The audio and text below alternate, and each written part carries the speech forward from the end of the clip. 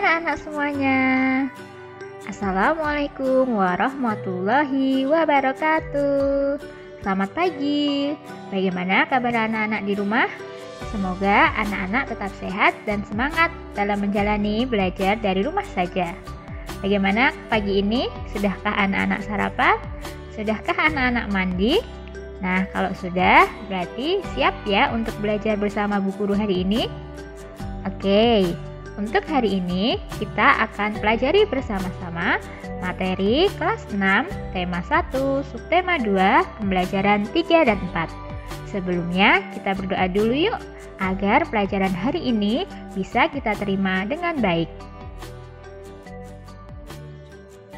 Tujuan pembelajaran kita hari ini adalah 1. Dengan membaca suatu teks, siswa dapat menentukan ide pokok setiap paragraf dengan tepat. Yang kedua, melalui pengamatan gambar-gambar hewan, siswa dapat mengidentifikasi cara perkembangbiakan hewan dengan benar. Dan yang ketiga, melalui pengamatan gambar kegiatan sehari-hari, siswa dapat menyebutkan sikap-sikap yang sesuai Pancasila sila keempat dengan tepat. Pernahkah anak-anak melihat kegiatan pada gambar berikut? Yang pertama, ada seorang ibu memegang anaknya dan menuntunnya untuk melangkah di atas sesuatu yang berwarna-warni. Nah, kegiatan ini adalah kegiatan upacara adat Tedak Siten dari Jawa. Lalu, gambar yang kedua, gambar apakah ini? Ada sekelompok anak yang bermain dengan menggunakan bambu. Anak-anak pernah melihatnya tidak? Kegiatan ini adalah permainan tradisional Rangku Alu dari Nusa Tenggara Timur. Yuk kita cari tahu tentang kegiatan ini.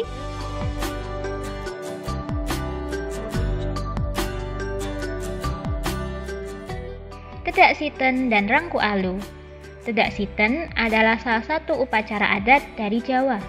Kata tedak berarti kaki dan siten berasal dari kata siti yang berarti bumi. Upacara ini hanya dilakukan pada waktu tertentu, yaitu saat seorang bayi menginjak usia 7 bulan.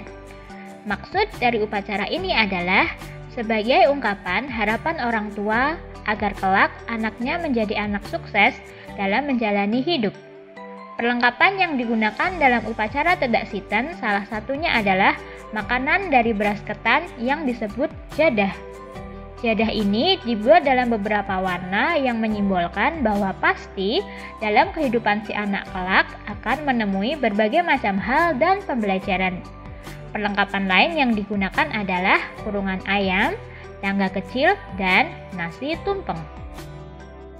Berbeda dengan Tedak Siten, permainan tradisional Rangku Alu yang berasal dari Nusa Tenggara Timur tidak menunggu waktu tertentu untuk memainkannya.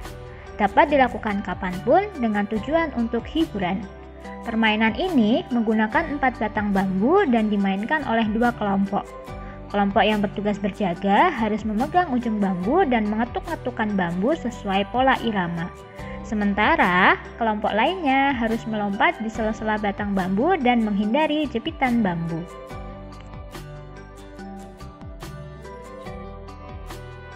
Dari bacaan tersebut, ayo kita tentukan ide pokok tiap paragrafnya bersama-sama.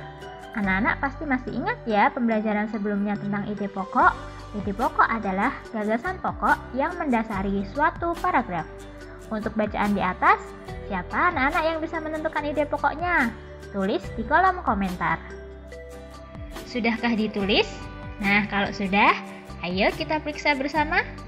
Ide pokok untuk paragraf 1 adalah penjelasan tentang upacara adat Tedak Siten.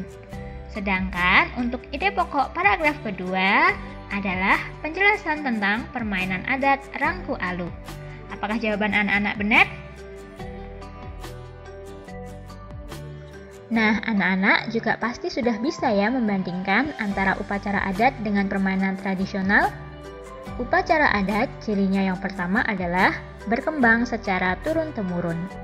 Lalu ciri yang kedua adalah hanya dilakukan pada saat peristiwa penting. Seperti Tedak Siten tadi hanya dilakukan saat bayi berusia 7 bulan. Ciri yang ketiga bertujuan untuk meminta keselamatan dan mengucap rasa syukur. Dan ciri yang terakhir adalah umumnya membutuhkan perlengkapan tertentu dan perlengkapan-perlengkapan itu memiliki makna tersendiri. Berbeda dengan permainan tradisional sama berkembang secara turun-temurun. Tetapi perbedaannya, permainan tradisional bisa dilakukan kapan saja, tidak harus menunggu peristiwa penting. Lalu, ciri yang ketiga, permainan tradisional bertujuan untuk hiburan. Kalau upacara adat kan tadi meminta keselamatan dan mengucap rasa syukur. Ciri yang keempat, tidak semua permainan tradisional membutuhkan peralatan. Nah anak-anak, gambar ini adalah permainan tradisional yang tidak menggunakan alat. Apa ya nama permainannya? Coba anak-anak tulis di kolom komentar. Sedangkan untuk gambar yang kedua, permainan tradisional dengan menggunakan alat. Alat apakah itu? Ternyata permainan tradisional itu banyak sekali ya macamnya. Ada petak umpet, ada gobak sodor, ada congklak atau dakon, ada egrang, ada engklek atau sudamanda. Anak-anak harus jaga dan lestarikan permainan tradisional ini ya. Saat anak-anak menentukan permainan apa yang akan dimainkan, tentu saja anak-anak pasti akan mendiskusikannya bersama teman kalian. Hei, kita mau main apa ya hari ini? Dan akhirnya permainan yang dimainkan adalah yang paling banyak disetujui oleh teman kalian. Tahukah anak-anak, saat anak-anak berdiskusi dengan teman kalian sudah menerapkan sikap yang sesuai dengan Pancasila, sila keempat. Bisakah anak-anak menyebutkan sikap-sikap yang sesuai Pancasila, sila keempat? Dengan lambang kepala banteng, coba anak-anak sebutkan dulu sikap-sikap yang sesuai sila keempat di kolom komentar, lalu kita periksa bersama-sama. Sudahkah ditulis? Sekarang kita periksa bersama ya. Sikap yang pertama adalah bermusyawarah untuk menyelesaikan permasalahan. Seperti tadi, anak-anak menyelesaikan masalah permainan apa yang akan dimainkan dengan berdiskusi dengan teman kalian. Sikap yang kedua adalah saat bermusyawarah atau berdiskusi, kita tidak boleh memaksakan kehendak kita kepada orang lain. Sikap yang ketiga, menghormati pendapat orang lain saat bermusyawarah. Karena berpendapat adalah hak setiap orang atau setiap anggota dalam musyawarah. Yang keempat, menerima dan melaksanakan hasil musyawarah dengan penuh tanggung jawab. Contoh sikap yang kelima adalah berdiskusi dan kerja kelompok. Dan yang terakhir adalah mengikuti pemilihan umum atau pemilu. Lambang Pancasila sila keempat adalah kepala banteng. Banteng sendiri adalah salah satu jenis hewan mamalia atau hewan yang menyusui. Tahukah kalian bagaimana cara banteng berkembang biak? Banteng berkembang biak dengan cara beranak atau vivipar atau melahirkan.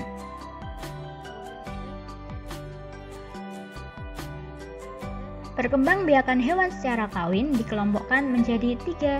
Ada vivipar atau melahirkan, ovovivipar atau bertelur, dan ovovivipar, melahirkan dan bertelur.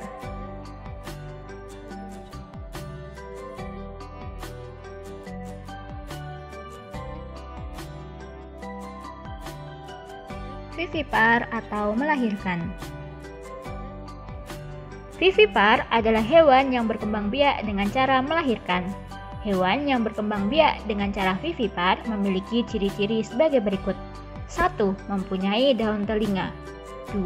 Penutup tubuh hewan ini adalah rambut. Yang ketiga, mempunyai kelenjar susu. Ciri yang keempat adalah janin tumbuh di dalam rahim induk betina atau mempunyai masa kehamilan. Yang kelima, pertumbuhan janin relatif lambat. Dan yang keenam, janin memperoleh makanan dari induknya dengan perantara tali pusar atau plasenta. Nah, kita akan lihat hewan-hewan apa saja yang termasuk hewan vivipar. Ada singa, ada gajah, ada lumba-lumba, ada kucing, ada paus, dan ada sapi, serta masih banyak lagi. Kita lihat di sini ada lumba-lumba dan paus. Dia tidak memiliki daun telinga dan tubuhnya tidak ditutupi rambut, tetapi mereka termasuk hewan vivipar karena mengandung dan melahirkan anaknya. Nah, sekarang coba anak-anak sebutkan hewan di sekitar kalian yang berkembang biak dengan cara vivipar.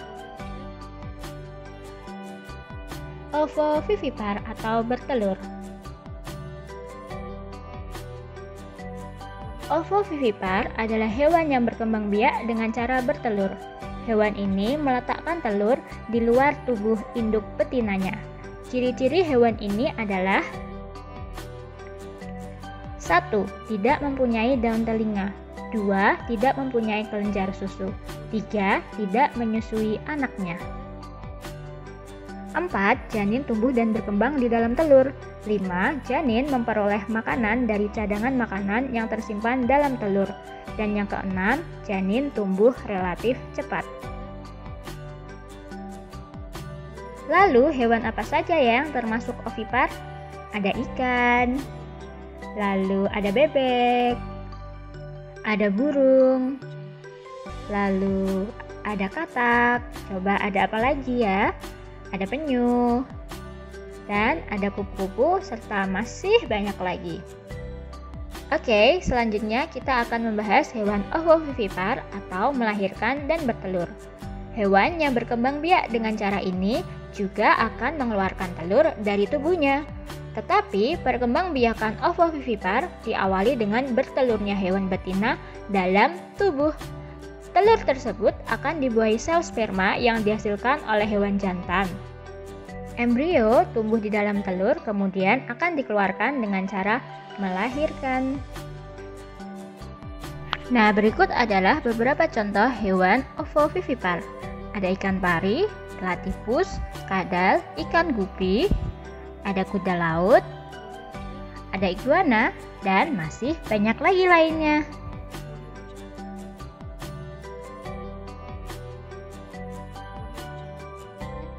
Karena pertumbuhan ikan gupi yang sangat cepat, paman mengembangbiakan ikan gupi yang dirasa perawatannya mudah. Setiap bulan, paman menghitung banyaknya pertambahan jumlah ikan gupi dan membuat diagramnya dalam sebuah buku catatan. Yuk kita lihat diagram yang paman buat. Paman membuat diagram dari bulan Januari hingga Mei. Seperti yang kita lihat, diagram ini adalah diagram batang. Yang berwarna hijau menunjukkan jumlah ikan gupi dalam setiap bulannya. Coba di bulan Januari ada berapa jumlah ikan gupi di peternakan paman? Ya, betul sekali, ada 70 ekor. Di bulan Februari ada 50 ekor, betul sekali. Dan di bulan Maret, nah di antara 50 dan 60, di tengah-tengahnya berarti jumlah ikan gupi di bulan Maret ada 55 ekor. Di bulan April ada 70 ekor dan di bulan Mei ada 60 ekor. Lebih mudah kan membaca datanya?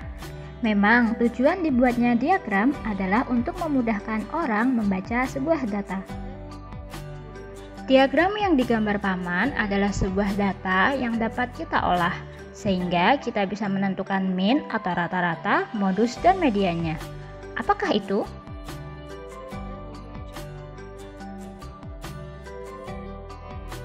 Mean atau rata-rata adalah jumlah keseluruhan nilai data dibagi dengan banyaknya data. Ayo kita cari mean dari data paman di samping. Mean adalah jumlah keseluruhan nilai data dibagi banyaknya data. Jadi, data yang paman miliki kita jumlahkan semuanya, lalu dibagi 5, karena ada 5 bulan, dari Januari sampai bulan Mei. Hasilnya adalah 305 dibagi 5. Berapa, hayo? Ya, betul sekali, 61. Jadi, dapat dikatakan rata-rata pertumbuhan ikan gupi di peternakan paman adalah 61 ekor tiap bulannya.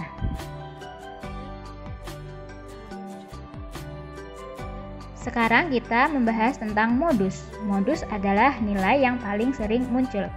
Dari data catatan paman, Bisa kita lihat nilai yang paling sering muncul adalah 70 karena 70 muncul 2 kali pada bulan Januari dan April, sedangkan data lain hanya muncul sekali. Jadi modus dari data Paman adalah 70. Oke, sekarang kita bahas median. Median adalah nilai tengah suatu data setelah diurutkan. Kita urutkan dulu yuk data Paman dari yang kecil ke besar. Menjadi 50, 55, 60, 70, 70. Setelah kita urutkan, tentukan nilai tengahnya dengan cara nilai tengah sama dengan data ke banyak data ditambah 1 dibagi 2. Setelah itu tinggal kita masukkan angkanya. Karena banyak data ada 5, jadi data ke-5 ditambah 1 dibagi 2. Hasilnya data ke-6 dibagi 2. Data ke-3 setelah diurutkan, yaitu 60. Selesai, kita sudah menemukan mediannya. Anak-anak, kita ingat-ingat lagi yuk apa yang sudah kita pelajari hari ini. Yang pertama, tadi kita sudah belajar menentukan ide pokok dalam suatu paragraf. Anak-anak harus bisa ya menentukan ide pokok paragraf dalam bacaan yang kalian baca. Kita juga sudah belajar membedakan antara permainan tradisional dan upacara adat yang tentu saja keduanya harus kita jaga serta lestarikan. Kita juga sudah belajar sikap sesuai Pancasila sila keempat, dan kemudian kita belajar juga cara perkembangbiakan hewan vivipar, ovipar, serta ovovivipar. Terakhir, kita belajar menentukan min, modus, median suatu data. Bagaimana anak-anak? Mudah bukan pembelajaran hari ini? Jangan lupa anak-anak catat di buku kalian masing-masing. Ingat, pahami, pelajari. Apabila ada yang kurang jelas, bisa bertanya kepada guru kalian masing-masing. Baik anak-anak, cukup sekian pembelajaran kita hari ini. Sampai jumpa di pembelajaran berikutnya ya. Ingat, tetap sehat, semangat, bertanggung jawab, dan disiplin dalam mengerjakan tugas dari guru meskipun kalian masih belajar dari rumah saja. Untuk ayah bunda juga semoga tetap sehat dan semangat ya dalam membimbing anak-anak belajar dari rumah. Tetap patuhi protokol kesehatan agar kita terhindar dari COVID-19 dan pandemi ini segera usai. Dadah, wassalamualaikum warahmatullahi wabarakatuh.